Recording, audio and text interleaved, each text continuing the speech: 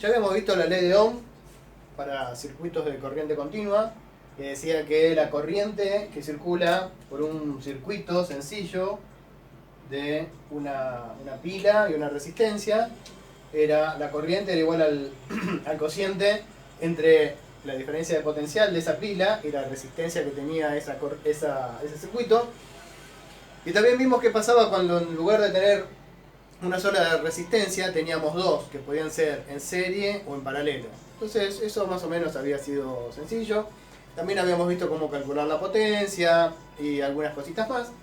Pero el tema es qué pasa cuando tengo un circuito más complicado, ¿no? Cuando tengo un circuito más complicado con una pila, en este caso de 18 volts, y tengo resistencias en paralelo, como acá o acá, y también y además este paralelo en serie con este paralelo y en serie con esta resistencia única de 4 ohms. O sea, ¿qué pasa cuando tengo una mezcla de todo lo que hemos visto, ¿no? Entonces decimos, bueno, esto acá se complica un poco, ¿no? Decimos, seguramente no, sin lugar a dudas va a circular una corriente, pero esta corriente cuando llegue a este punto negro, al que vamos a llamar nodo, seguro que se va a dividir en dos. Después se va a volver a unir para volver a formar la misma corriente. Acá se va a volver a dividir en dos. Acá se va a volver a unir para formar la misma corriente. Y finalmente se va a cerrar el circuito, ¿no?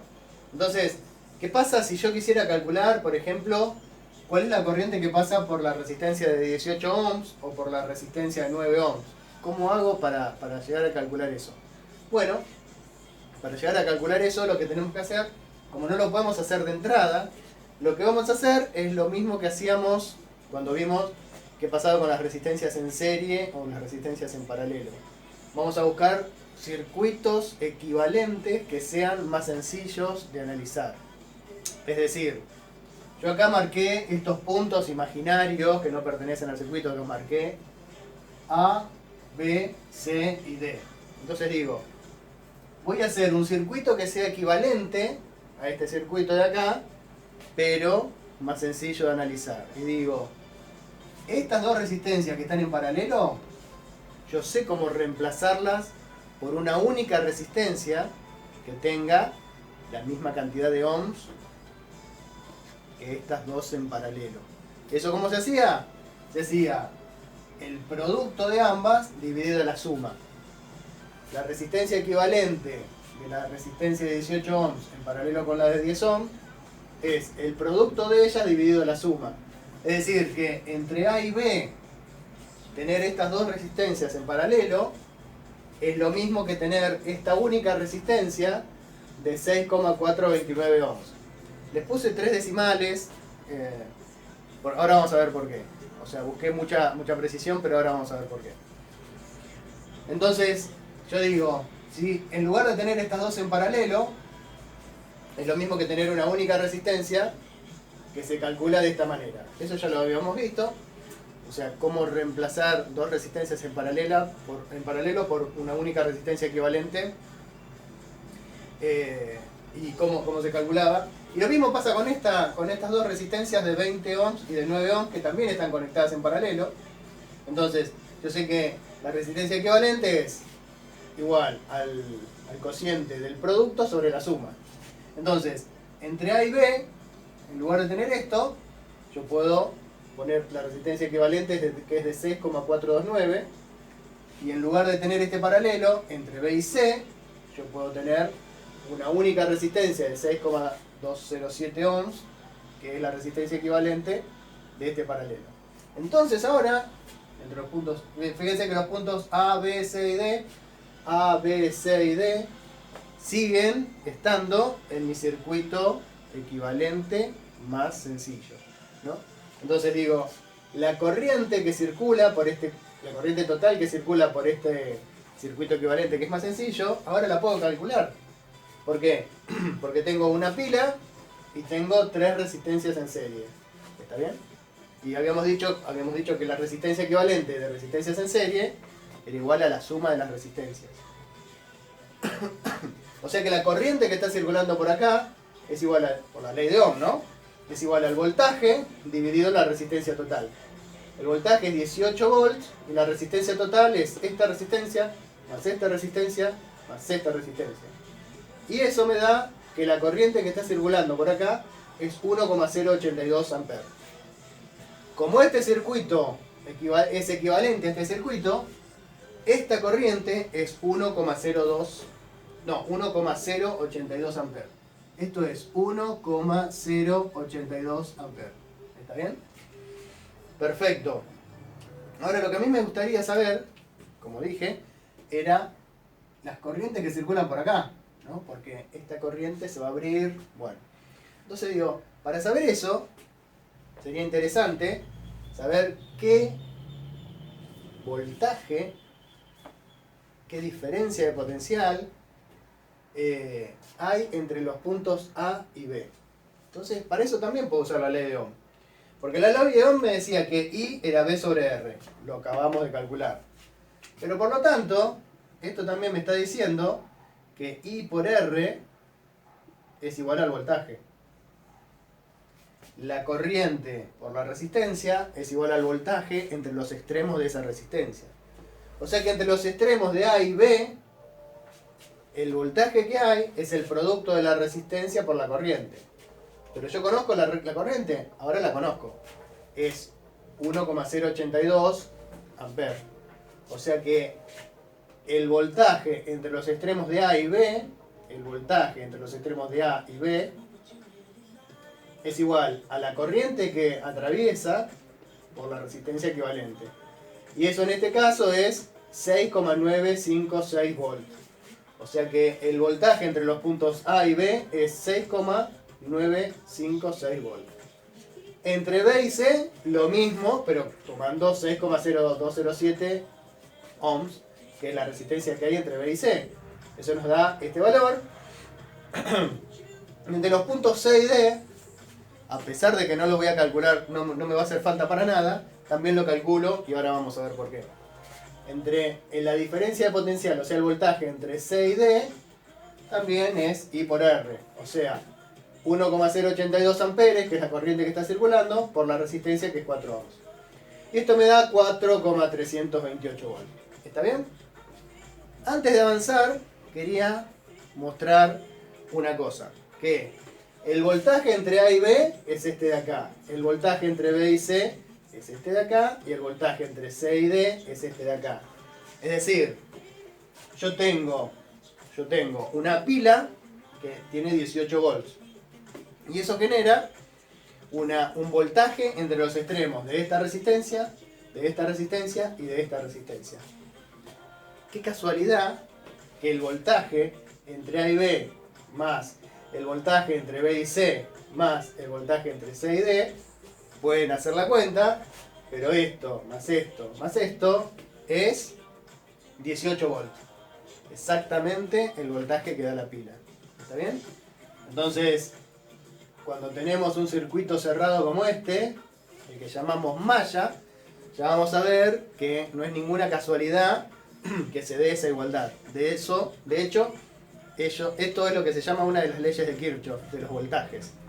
En un circuito cerrado, el que llamamos malla, siempre se va a dar esa igualdad entre el voltaje que aporta la pila y las demás caídas de tensión. En realidad, la ley de Kirchhoff dice que la suma de los voltajes es igual a 0, porque vamos a ver la próxima clase cómo es que se asignan los signos a los voltajes. Pero bueno, que quede claro esto, que no es casualidad que esto más esto sea exactamente igual a los 18 volts que aportan la pila. Entonces, sigamos con el problema. Ahora sabemos el voltaje que hay entre A y B, el voltaje que hay entre B y C, y el voltaje que hay entre C y D. Entonces podemos volver de nuestro circuito equivalente a nuestro circuito original. A nuestro circuito original, el voltaje entre A y B tiene que ser el mismo voltaje que había en el circuito equivalente, porque para eso son equivalentes, ¿no? Entonces, lo que voy a querer calcular ahora es, yo había dicho que esta corriente cuando llega acá, se divide en una corriente a la que podemos llamar I1 y otra corriente a la que podemos llamar I2. Y a esta la podemos llamar I3, y a esta que está acá, para seguir, la podemos llamar I4. Entonces, ¿cuánto vale I1, I2, I3 e I4? Bueno, volvemos a usar la ley de Ohm entre A y B. La ley de Ohm me decía que la corriente era el voltaje sobre la resistencia. Entonces, digo, entre los puntos A y B, si yo quiero calcular la corriente 1, por ejemplo, la corriente 1, digo, la corriente 1 está circulando por acá. Entre los extremos A y B, ¿qué voltaje hay? Y bueno, entre los puntos A y B hay un voltaje de 6,956 volts y la resistencia es 18 ohms. ¿Está bien? Si quiero calcular la corriente 2, lo que digo es, bueno, entre los extremos A y B hay 6,956 volts y la corriente 2 está relacionada con los 10 ohms. Entonces hay que hacer esa cuenta. En este caso es fácil porque es dividido 10, o sea que es 0,6956 amperes. Y en este caso hay que usar la calculadora porque es 6,956 dividido 18 ohms. Y esto da 0,3864. 0,3864 amperes. ¿Está bien? O sea que esta corriente I1 llega hasta acá y se divide. No, perdón, esta corriente I, la corriente total, se divide en I1 e I2. I1 vale 0,3864 e I2 vale 0,6956.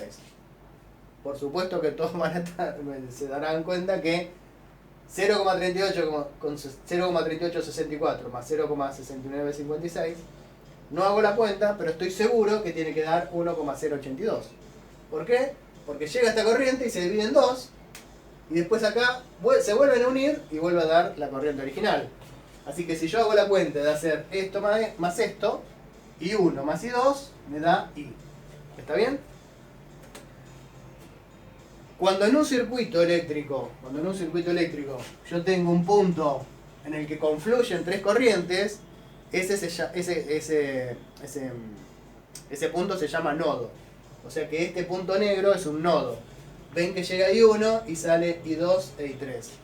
Y eso que dijimos que qué casualidad, que cuando llega una corriente se divide en dos y la suma de estos dos tiene que ser a la original, es otra de las leyes de Kirchhoff.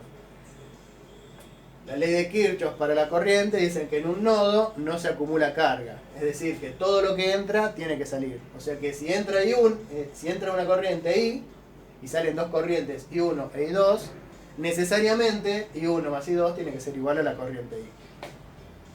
Ya lo vamos a usar más en extenso. Por ahora en este tipo de circuitos no es tan útil, pero las dos grandes leyes de Kirchhoff son esas dos. La de las tensiones y la de las corrientes. Bueno, entonces ya tenemos cuánto vale I1 y cuánto vale I2. De la misma manera se puede calcular cuánto vale I3, y cuánto vale I4. Los extremos entre B y C, el voltaje entre los puntos B y C, lo sabemos, es 6,716 volts. 6,716 volts. O sea que la diferencia potencial, el voltaje entre B y C, es 6,716 volts. Si quiero calcular I3, a eso lo tengo que dividir por 20 ohms. Por la ley de Ohm, ¿no? Y si quiero calcular I4, lo tengo que dividir por 9 ohms. O sea que ya puedo hacer esta cuenta, que me queda 6.716 dividido 20. Esto me da 0,3358 amperes. Y por el otro lado tengo 6.716 dividido 9. Y eso me da 0,7462 amperes. ¿Está bien? Por supuesto que la corriente I3 más la corriente I4 me tiene que dar igual a I, que era 1,082 amperes. esto más esto seguro que me da 1,082 y esto más esto seguro que me da 1,082.